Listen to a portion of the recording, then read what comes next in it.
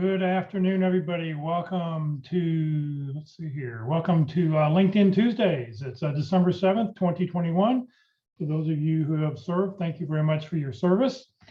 If you have any questions throughout the presentation today, please just open up the Zoom chat window and you can enter your questions there. For those watching on Facebook, please just enter your questions in the comment field. I am monitoring that feed and we'll be sure to get those questions answered for you.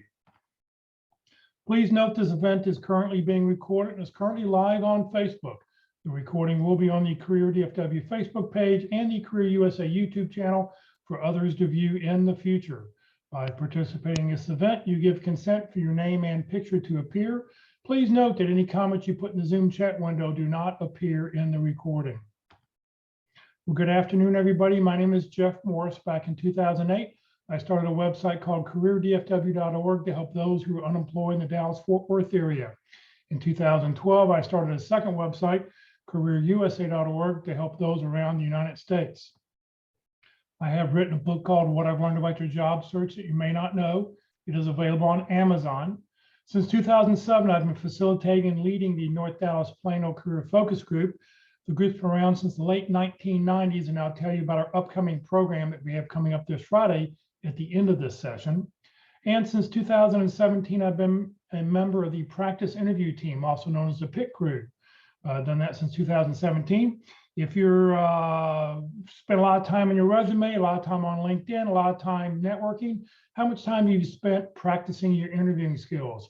This is a totally free service. If you'd like to get more information, please reach out to me and I'll get you information on how you can have an interview with the practice interview team.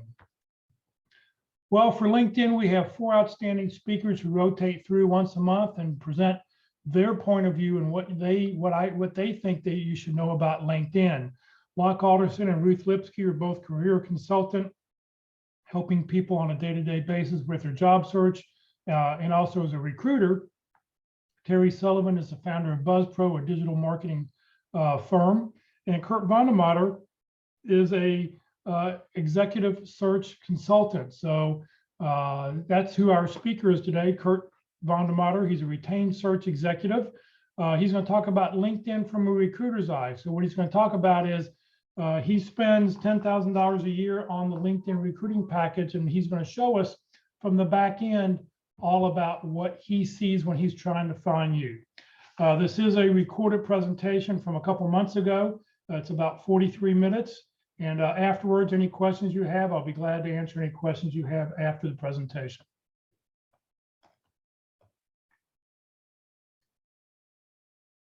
Okay, well, welcome everybody. My name's Kurt VandeMotter. Thanks, Jeff, for the introduction.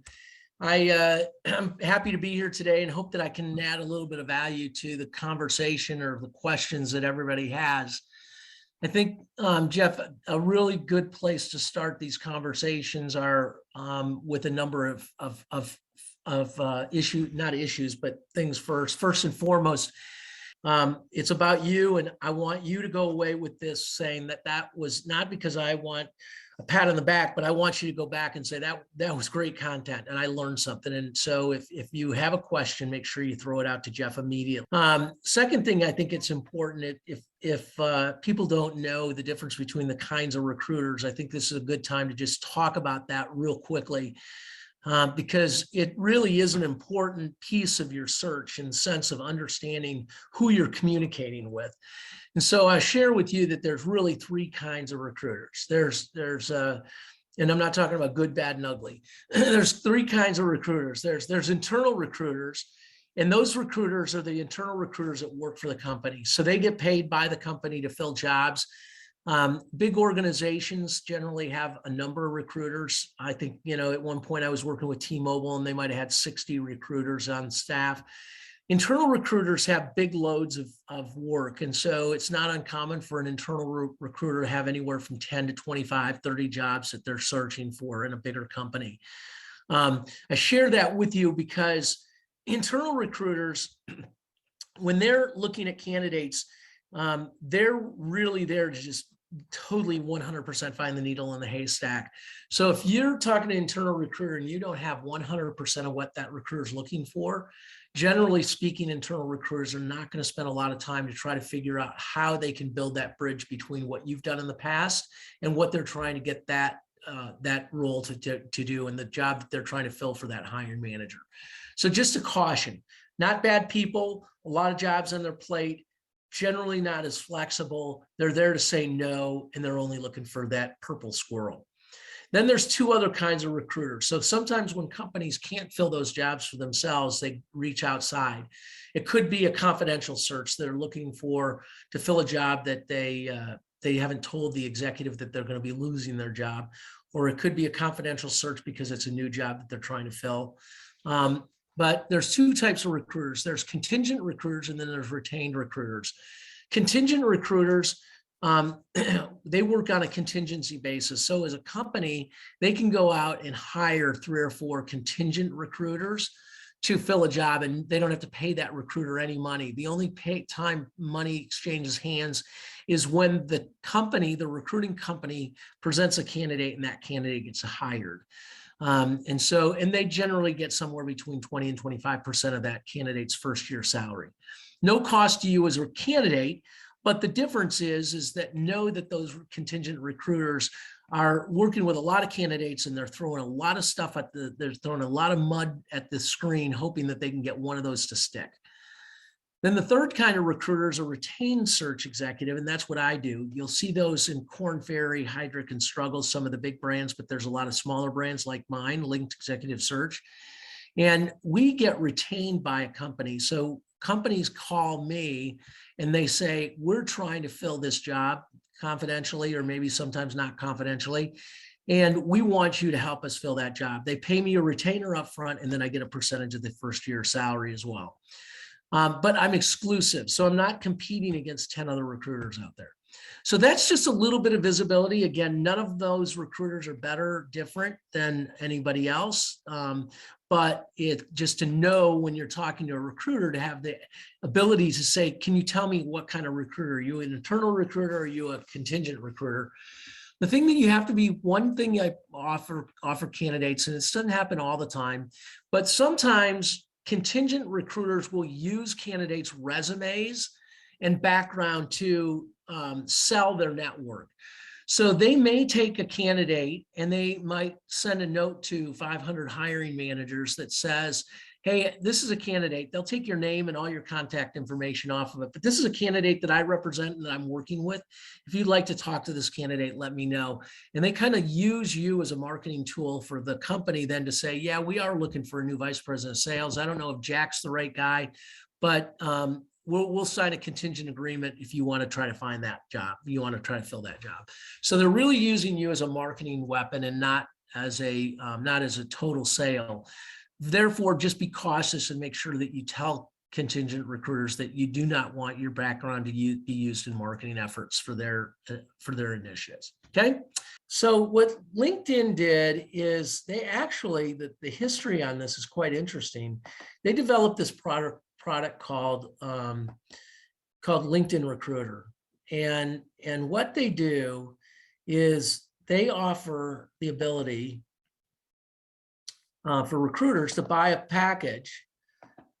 Let me do this first. To use a product called LinkedIn Recruiter.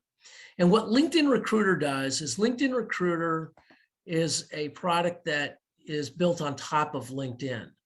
And so it's got its own set of APIs, okay? And it is, okay. So what LinkedIn did is LinkedIn developed this product a number of years ago.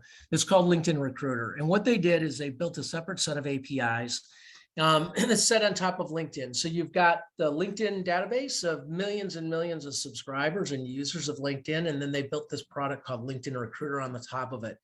And it's got a separate set of APIs that sync into LinkedIn. So I share with you that because this is when I'm using LinkedIn Recruiter and I look at your profile, Michael Warner, you're on.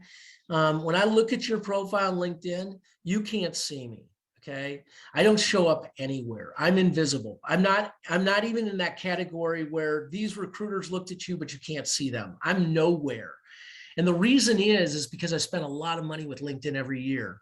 And if candidates could see me when I looked at them, then they didn't date me with messages all day long. Hey, you looked at my profile. What are you looking at? How can I help you? And I'd never get anything done. And so I have the ability through LinkedIn Recruiters, I'm going to show you right now, we can conduct a quick search, but that I can look at 100 profiles in an hour. Okay. And that's why I don't want you as a candidate to be able to see me. Okay. So that is the big thing. Now, within LinkedIn Recruiter, let me share with you, you can see my screen here. It's got massive numbers of fields that I can search for. I want to start this call, this portion of the call, and really concentrate on focusing on one thing, and that is keywords. Okay. And I can't overemphasize that because I played golf last week with a gentleman that his name will stay disclosed and the name of his company disclosed as well. But he built one company in the social media space, influencer marketing space, and he recently sold that. And he's just over the last 2 years developed a product that he's going to be launching soon that's going to be for recruiters to help identify and find candidates. And he attests that his algorithms and the technology that he's built, he's going to be able to shorten the time for candidates, for recruiters like myself, up to 50% of their time reduced by being able to find more and better qualified candidates quicker, faster, using multiple platforms. Okay. So we'll see if that's a fact. I don't know if that's going to be the case or not, but the bottom line is that his technology is all built on keywords. All I have to do with his product is take the job description or a portion of the job description, which is nothing more than job keywords, y'all. That's all it is keywords. And I load that into his software and I hit go. And supposedly within minutes, I will have a whole slate of candidates. Regardless, I'm not here to talk about his technology. I'm not here to sell you on any of that. I'm here to tell you that keywords are critical.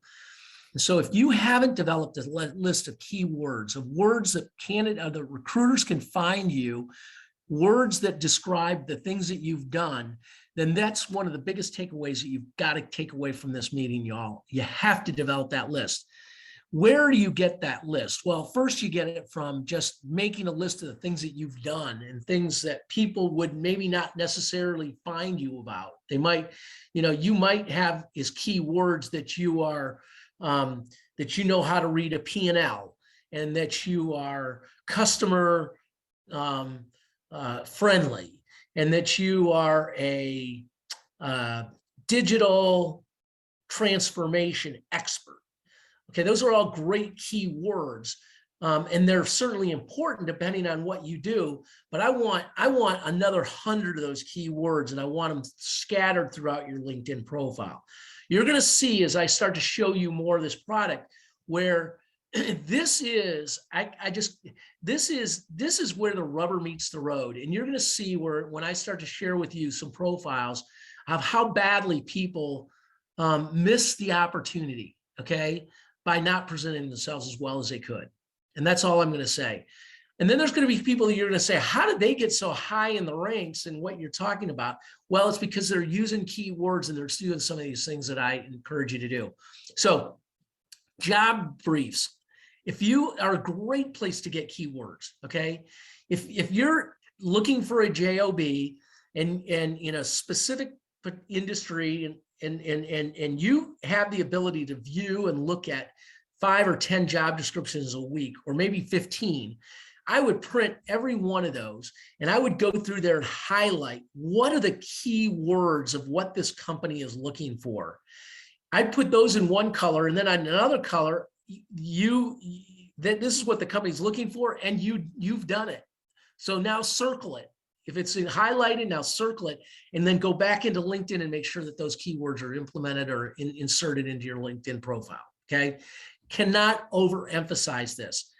This is going to be critical for you to do the same in your resume. Okay. Those same keywords, if companies are looking for that in your LinkedIn profile, we want to make sure that we update our resume to make sure that it reflects some of those same keywords as well, so that there's no disconnect between a company.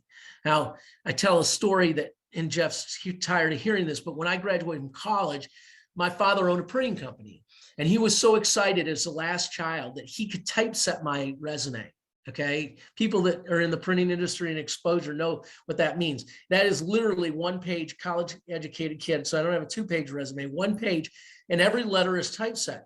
Well, once he prints that, I can't change it. I mean, it's paper and it's it. Okay. So you have to make sure you did a real good job of inserting and or making sure that everything you wanted was in there. Well, now we can have 15 resumes. Okay. We can have a different resume for every job. Okay. And that's okay, because what you're doing is you're customizing your background and the keywords and the information into the application for those companies that we want to go to work for. And we're using the content that they've provided us to make sure that our content matches up to theirs. Now, I can't tell you to lie, and I don't want you to lie, but you may be looking at an opportunity, and one of the things that they're looking for is something that you did 12 years ago, and it's not on your resume now. Okay. Well, now's the time to go back and make that change in your resume and bring that to the highlight to make sure that that company sees that you've had that experience. Okay. So we have the ability to customize. We have the ability to build these great databases of all these keywords that we've used. And I just can't overemphasize the importance of using those and inserting those. Jeff, any questions right now? Not yet. Okay, so I clicked on this first one that's called Spotlights. And as a recruiter, you've seen some of these in your own day-to-day interaction, but LinkedIn gives you the ability to select these buttons that says that you're open to work, okay? And so you have the ability to tell recruiters that you're open to work, and then you have the ability to tell everybody in your network that you're open to work. And everybody asks me, what do you prefer? If you've got a job and you're just looking for a new job, then my recommendation is you don't tell everybody in your network you're looking for a job, but you may tell recruiters that you're open to work. And you can do that in a confidential way that just recruiters that use LinkedIn Recruiter will be able to see that you are open to work. But this one where it says are more likely to respond, highly recommend to everybody on this call. If you're not doing this today, stop it and start it. And that is reply to every message that recruiters or anybody sends you. LinkedIn keeps track of you as a recruiter. And if you don't reply to messages, then they put you in a box that tells recruiters that you are more or less likely to reply to messages. What does that mean to a recruiter? Well, for me, it means nothing, because I told you I can look at 100 profiles in an hour. I see that you're less likely to reply to messages. So I send you a message, but I know going in, as I put you into my database, that you're in the highly unlikely category that you'll ever reply to me. I got a message the other day from somebody that says, thanks, but I'm not really interested in that role. And I said, well, that's fine, because they closed the job 2 years ago. Okay, so here was a candidate that said he wasn't interested in the job. I had sent him a message about the job 2 years ago. He is just getting back to me. Okay. So if I assume that every candidate that I send messages to have got the same urgency that you and I've got about replying to messages, it's wrong. It doesn't happen. Okay. Engage with my talent brand. That means that they've selected my brand. They're listening, they're watching. That's the number of people. Have company connections. This is 13,000 people. Somehow they've got a connection with something that I've done. And then 12,000 people have applied for past applicants for jobs. Okay. So I have the ability to, and just for fun, we're just going to go into this. I'm going to look at people that are open to work. Okay. Well, I'm going to go ahead and I'm going to look for, it's a role that I'm trying to fill in. Well, let's not do that. Let's go to Salt Lake City and look for a director of sales. How's that? Good. So I'm going to put in a director. I could put in sales director. I can put in director of sales. inside sales. I can put in director of corporate sales. You can see I can choose a lot of different director titles, okay? Account director. And I want it to be a part of their current and or their past, because I'm trying to build a big funnel here. So again, as a candidate, what you're learning and hearing from me is the opposite. Instead of, you're not hearing, and I can share, and I will share more about how you market yourself, but I'm showing you visibility and how I look for candidates. This experience will make you better at marketing yourself, okay? And so I can look for a lot of titles. This particular case, I'm conducting a search. The company's hired me, I've been retained, and we're looking to fill this job, okay? So I want to start as a recruiter with a pretty big funnel. I don't want to start with 20 candidates. If I could have 500 candidates or 800 candidates to start with, I would love to have a big number or a bigger number, okay? Now I get to go to the location, and we decided we're going to look in Salt Lake City, Utah, okay? We're going to look at the metropolitan area, but it gives me the ability, if I want to, I can put in a zip code. So I can hone in on where you as a candidate have loaded your resume and what zip code you've provided. Open to remote work. No, I want this person to come to the office. Okay. In this particular case, I'm not going to go into skills and assessments. I'm not going to go into companies, the kinds of companies yet, or the schools that they went to work for, or their year of graduation, because I'm keeping all of my blinders off. I'm going to go into industries, and I'm going to put in consumer products, just for it's a category I'm really familiar with, consumer goods.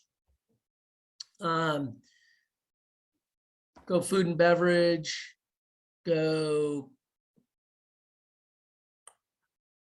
health, wellness, fitness, now food production now.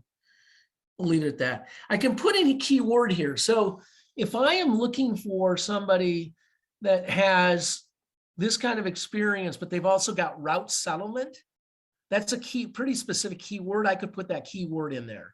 But again, I'm trying to look at a big funnel right now. I could look at the relationships, okay? Out of the search I've done so far, you'll see the number here at the top. What I've selected so far, I've only got 61 candidates. So I don't have a lot of candidates. I don't have the thousands that I would like to have. But let's just go ahead and go to the search. So I'm going to move you guys down here. I'm going to search it.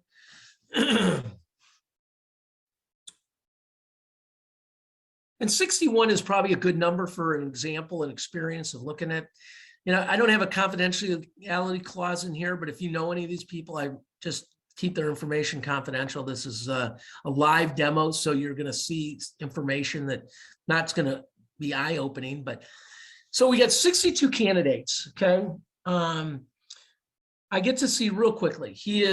I get to see where he lives right here in American Fork, Utah. He's got food and beverage experience. He's been head of sales for 8 years. Okay. And he is currently the senior director of sales at Built Brands. I don't know anything about Built Brands. He's selected that he's open to work, and we have 5 mutual connections. So he looks interesting. So I click on Jared, and now I get a whole lot more information about it. Okay. If I had put keywords in that search, they would have populated and highlighted in my search here. Okay. So let's just say that we want to go in and put in, I'm not going to do it just for sake of a demonstration, but you can see the companies that he's worked for. Traeger Grills. He was with Vitamix Corporation. So he's kind of an equipment kind of guy is what he looks like to me from the beginning, because he was with this Traeger brand grills. I know what they do. They make grills, high-end grills. Vitamix, we all know they make the high-end Vitamix mixer. So he was director of sales. And I don't know what Revolution Cooking is, so I can select that. It'll tell me immediately about what the company is and who they are, and it'll tell me about the people. So introducing a world's first high-end smart toaster, faster, smarter, tastier. So you can understand where a guy like this has experience with those other brands, that he would be attractive to that organization. And Built Brands is a new brand. I don't think I'm going to get any information on it because it wasn't highlighted, but it may show me other people that are there. Okay, so now he's in the protein bar business. Okay, he's left the equipment and he's gone directly to work for a food manufacturer. Not uncommon. He's got a lot of great relationships. He's got the experience that we're looking for. He's got the education. He graduated from Utah Valley. So now I have the ability to communicate with Jared. So I then would check this box here where I have the ability, I've got these templates that I build, okay?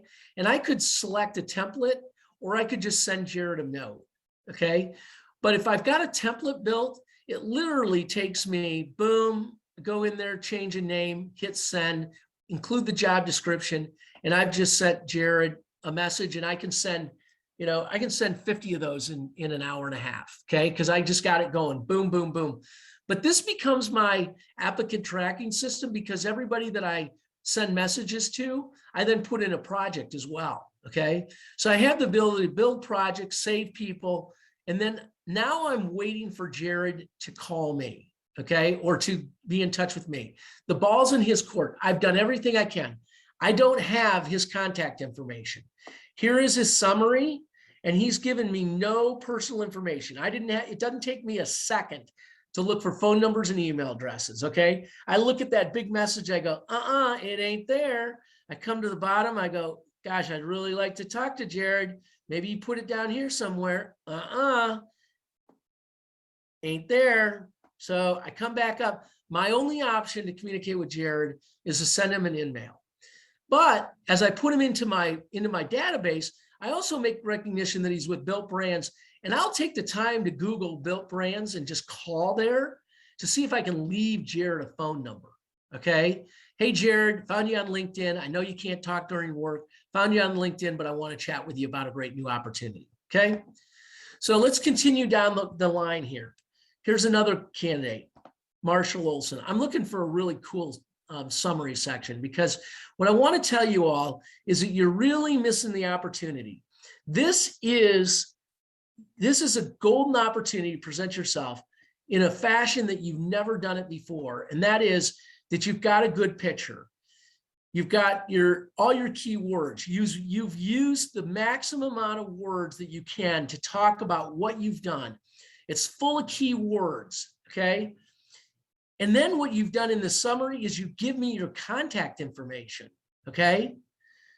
Put your email address and your phone number in there. That then becomes a differentiator because now, unlike Jared, I can pick up the phone and literally call Marshall if his contact information were in there. And I can say, hey, Marshall, Kurt here, found you on LinkedIn. Love to chat with you about a new opportunity. Instead of going through all this email garbage, I get to communicate with this guy immediately. I get to build a rapport, and I get to find out within 5 minutes whether or not he's a candidate that I want to continue to have a conversation, because he does fit the bill of experience that I'm looking for. He's in the salary range. He's done some of the things that we're looking to do. Now we can have a really solid hour conversation so I can get to know what really makes this guy tick. Okay. So all of the stuff that we've talked about so far is absolutely critical, key words. But the thing that so many candidates miss on is they miss on providing recruiters their contact information in that summary section. Look at this guy's summary. It's 10 words, 15 words, okay? Now, he's maybe got some great sales experience. He says that he is open to work right here, okay? But I don't believe— Well, you need to click on see more of summary. Apparently it's truncated your summary. That's it though. Still not a whole lot. Yeah, no, yeah. So really important. The other thing, again, I'm just trying to find a really good example of one. I could go to mine, but that's not what I want to do. Here's another one. So again, a little bit more information, but not a ton of stuff that you know, especially here, Wilson Sporting Goods, great company, gives the experience and the jobs that he's done, but why wouldn't he have given me 3 or 4 bullets under each one of those of some of the accomplishments that he's had? Okay. So, real interesting. And I'm not trying to select religions or anything else, but you go to Park Cities and we all know that there's a high concentration of Mormon people up here. He's actually went to the Presbyterian College. That could be a bonus or a negative. If you were recruiting for a company up there that wanted somebody that was of Mormon descent, then this could be an immediate disclaimer, but that was where he went to college. So you can't get rid of that. As recruiters, we often look over here too. So we've got similar profiles of people that look a lot like this person. So I can go down and check on Gary, can see some of the things that he's done. But look at Gary, doesn't hardly even have any. There's a pretty good summary, but no personal information again. I can find connections. Okay, so this is very helpful when I'm doing a search. I use these all the time. I do know Dave Johnson, so I'd have no problem sending Dave a note and saying, "Hey, Dave, I don't know exactly where you and this other guy have crossed paths, but what can you tell me about him? And he's somebody that we should get to know better." So we use LinkedIn in all kinds of different ways to try to build relationships, find candidates. But the searching that we're doing is confined to, if you go back to. Well, hold on, before you go back, Yeah, I'll say, can you go back to Dave for just a second? sure.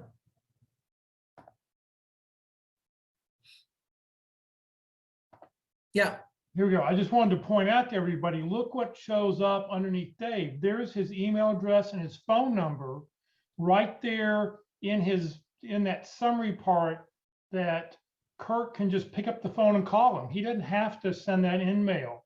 Correct. Because he listed it in his contact information. Put your information in your summary section right here.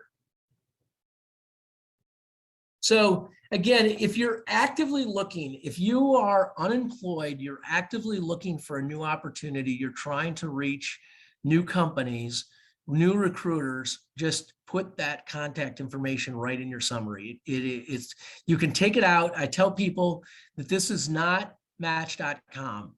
You can take this out after you get a job, but this does not give people your home address and where to come find where your kids go to school. You don't know the number, you don't recognize the phone number, it can go to voicemail. If you don't like the email, you can delete it. But keep the blinders off and allow people to see and have your contact information so that they can more quickly, readily reach you immediately. I told a story the other day, Jeff, to somebody about when I was in the beverage business. I was in the beverage business for 18 years with Dr. Pepper 7-Up and then Pepsi. And early in my career, I was involved in route settlement. Well, if you weren't in the beverage business, you wouldn't even know what route settlement was. And maybe not all, you might have seen it in the snack food business as well. But the whole process is that you load this truck in the morning with a bunch of product and you know what's on it, and then it comes back at the end of the day and you re-inventory it, and the route salesman that's delivering that product gets charged for the product that was sold. Hopefully he's got cash and receipts or credit card statements for the amount owed, but sometimes it doesn't work out that way. But I use that as a term that is that would be something that probably is old in my career. But if I put that in my LinkedIn profile right now, I'd probably get a bunch of hits over that over time, because companies are still looking for people that know route settlement and understand it. Even though I did it in the old traditional fashion of, literally counting with an abacus, today a computer does it. But the fact of the matter is route settlement is still there and is still prevalent in a lot of industries, but maybe not a key word that a lot of people would use. There are a lot of keywords like that in your industries, and I want you to research and find those keywords and make sure that they're just smothered throughout your LinkedIn profiles. The other thing I think that we could talk about, Jeff, let me go back to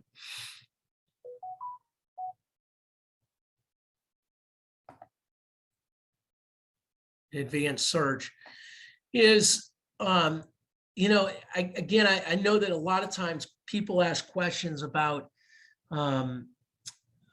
ages. Okay, how old am I? How do companies do that? Okay, we do have the tool and the ability to look at when you graduated and use that as a tool to figure out, when or how many years of experience a candidate has got.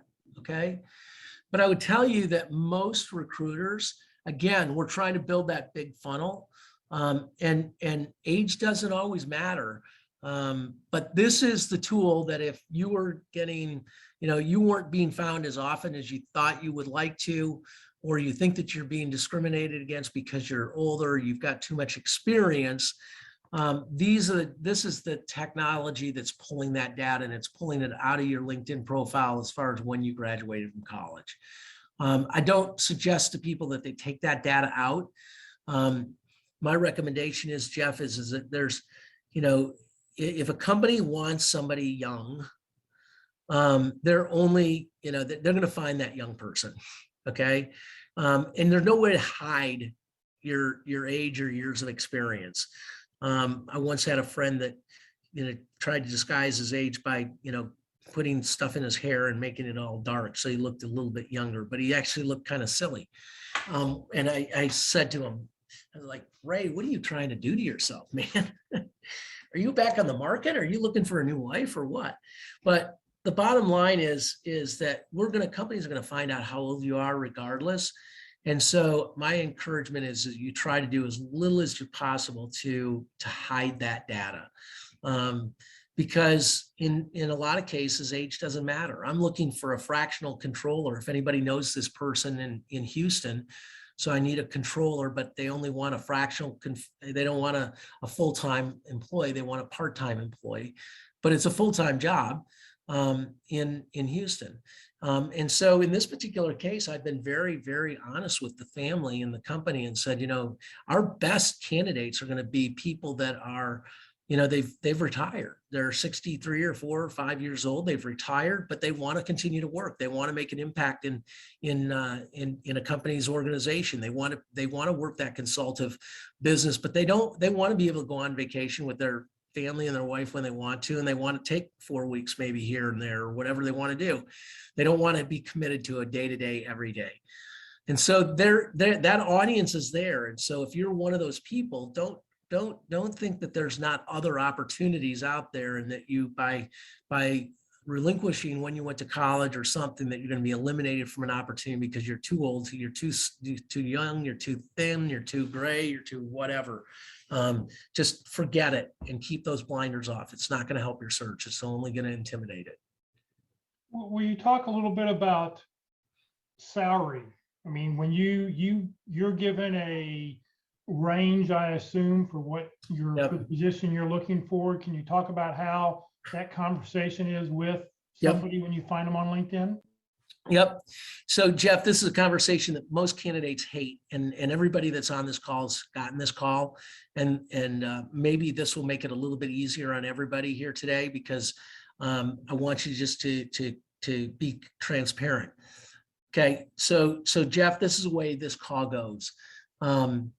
I'm looking for, so I've completed an HR search for it wasn't the VP, well, it turned out to be the VP of HR, but it was a smaller family-owned organization again, and they wanted somebody, the ultimate goal was to find somebody that was somewhere between $100,000 and $120,000, okay?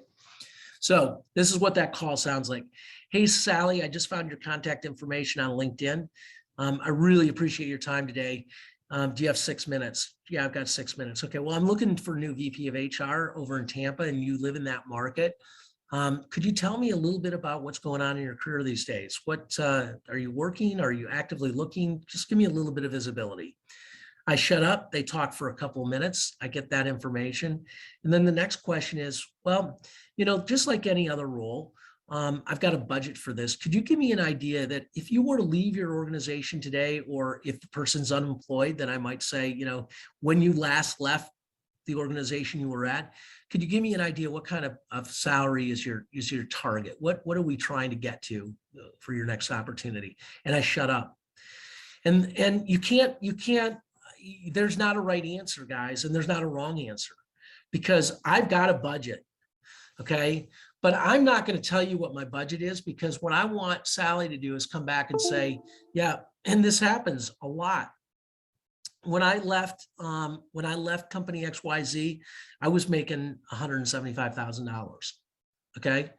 Sally, gosh, that is awesome. You know, in Florida, that's a big salary. But I got to be honest with you, I don't want to waste your time, because this family does not have the budget for that kind of salary.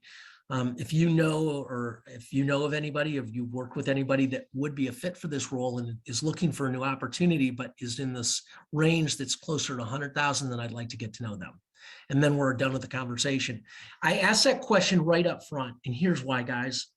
I hope that candidates at the end of the day see that that work is being very respectful, because now if that candidate comes back and I told you my range was 100 to 120, and somebody comes back and they say, well, my target's $130,000. I won't throw the baby away with the bathwater. We're close. Okay. If this candidate exceeds the expectations of the organization and they've got the skills that the organization is looking for, then I will present that candidate, and I'll present them up front that says this candidate's a little higher than what our goal was. But I think the value is there. And I think that when you start to talk to Jack, you're going to learn that he's had the experience that you're looking for. He's got the demonstrated results. He's worked in the industries that we want the candidate to work for. Now, I'm a retained search executive, guys. My job is to find that needle in the haystack, is to find that purple squirrel. I did it with a local company in Dallas. They were looking for a new COO. And I introduced, I don't know if I told this story on the last call, Jeff, but I did something that most recruiters would not do. I introduced them to a candidate that lived in Luxembourg, and he worked for a company called Amazon.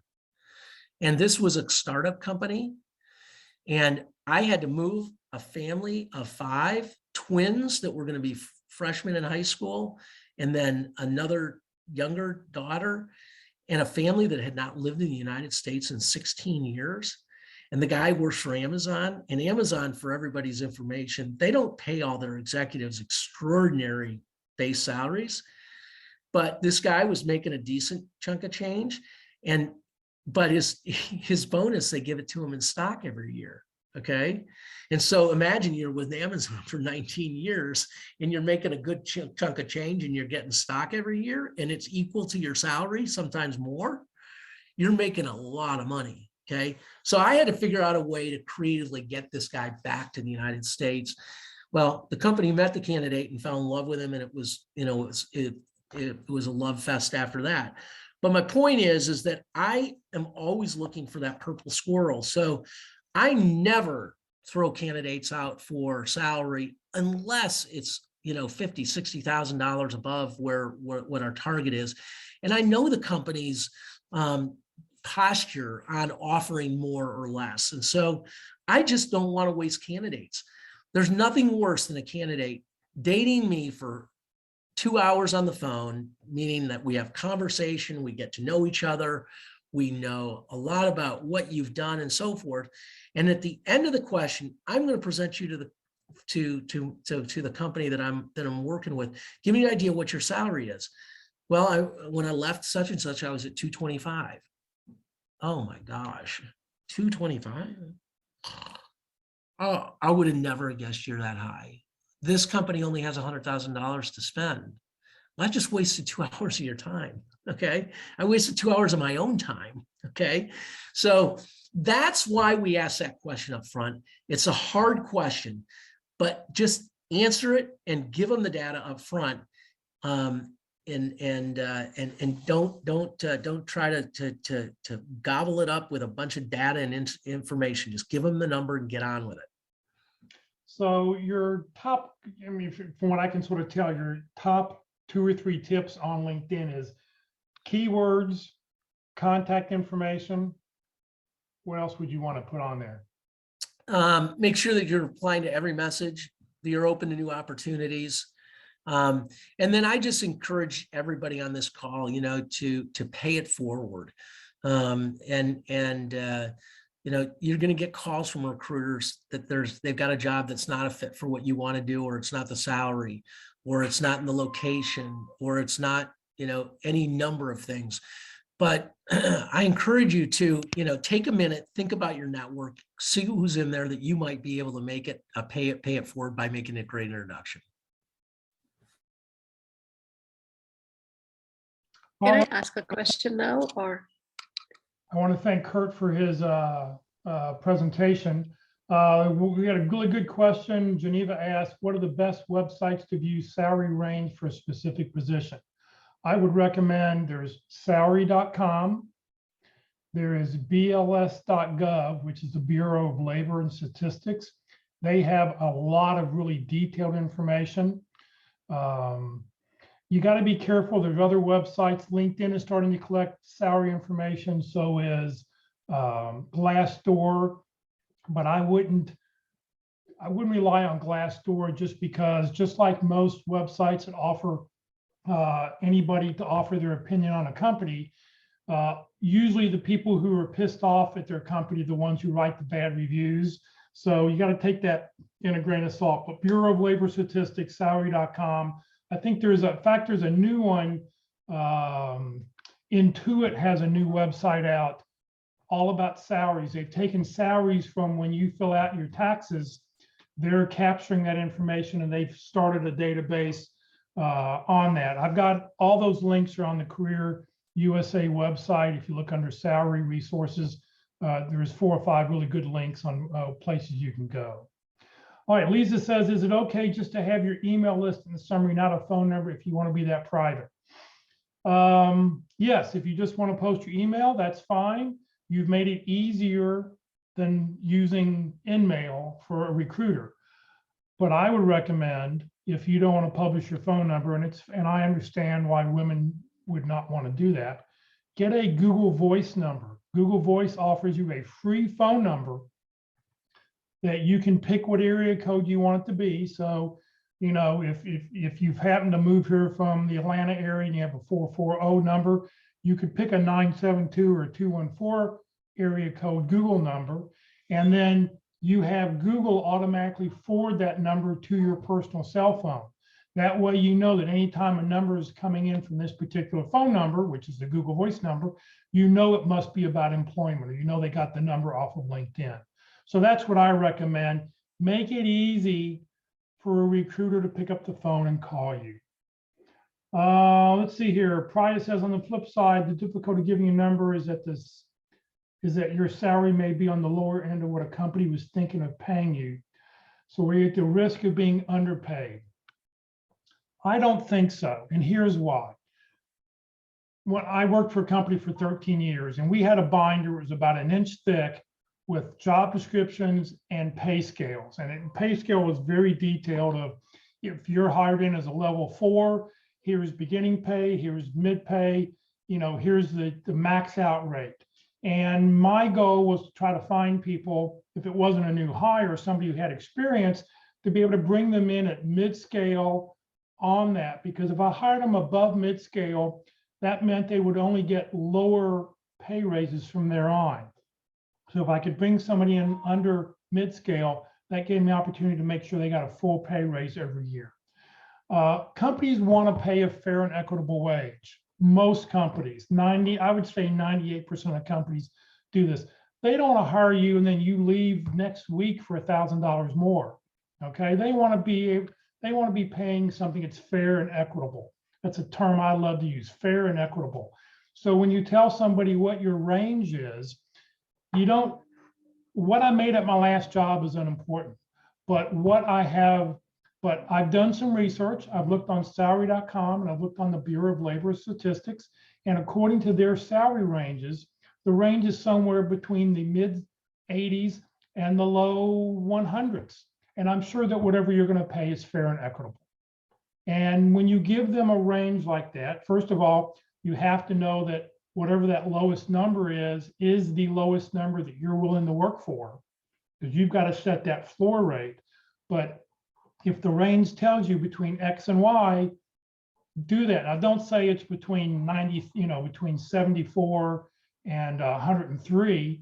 Just say, average that out, the low 80s to the low 100s, and just give them a range, and then always followed up with, and I'm sure that whatever you pay is going to be fair and equitable. I mean, how can they not do that? Anything else we can answer for somebody?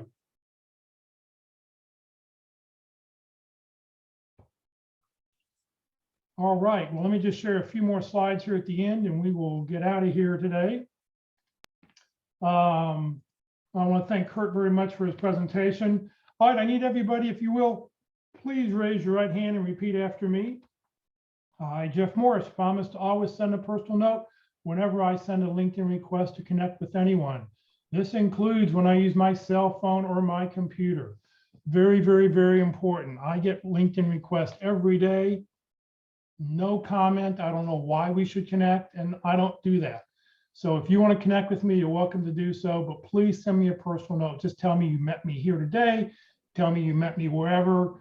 Tell me you don't like when I wear blue shirts, whatever. I don't care. Just tell me something and I'll connect with you. That'll be make things easier. And whoever you try to connect with, always send that personal note.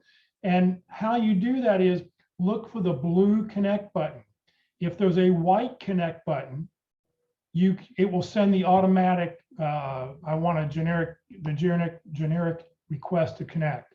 So always send a blue, always look for that blue connection button. Let's see here, just for clarification questions. So if you're recommending, give us a narrow, I don't say a narrow $10,000 range. Whatever you find the range is online, if it's from the low 80s to the low 100s, or whatever that range is, give them that range and let them know that here's where you found the information at, and whatever they're going to pay is fair and equitable.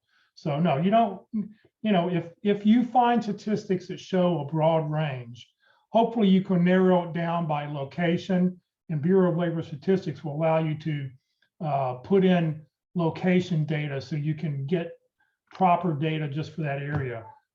You can get it a little bit more narrow than 60 to 100. I'd say $20,000 to $30,000 maximum range is all you should do, unless you don't know a lot about the job. I mean, if the job is very unknown and you're not really sure of all the specifics, maybe you do give a broader range. All right, Career DFW and Career USA, we're putting on training 4 days a week. Hopefully you'll join us.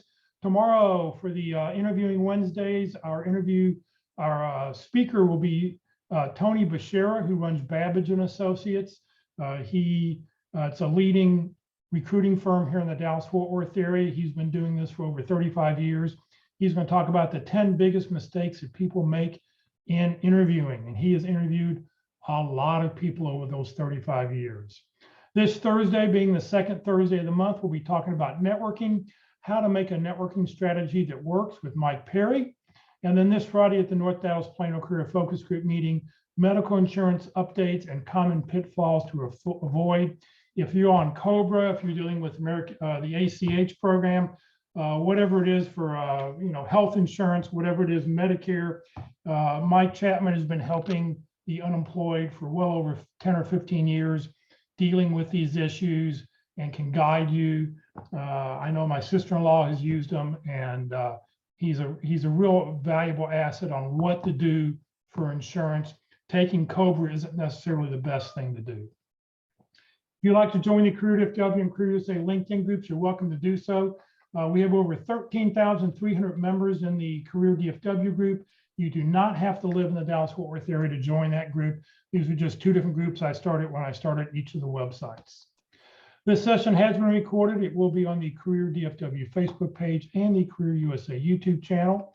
On the Career USA YouTube channel, a great way to go back and watch the video, any of the videos we've done. Click on playlist, and then up will come all the different lists that I've put together: resumes, interviewing, LinkedIn, networking.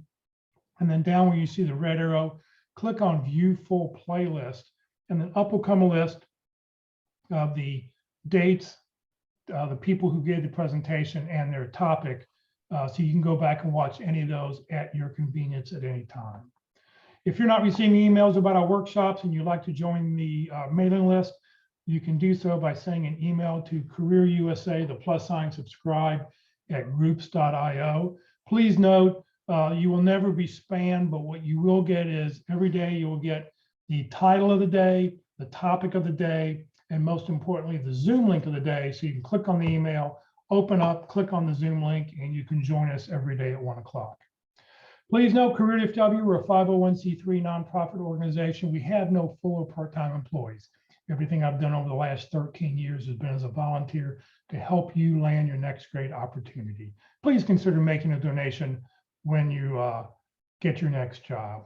So thank you for joining us today. Hopefully we'll see you later in the week. Everybody have a great afternoon. Thank you. Thank you. You're welcome.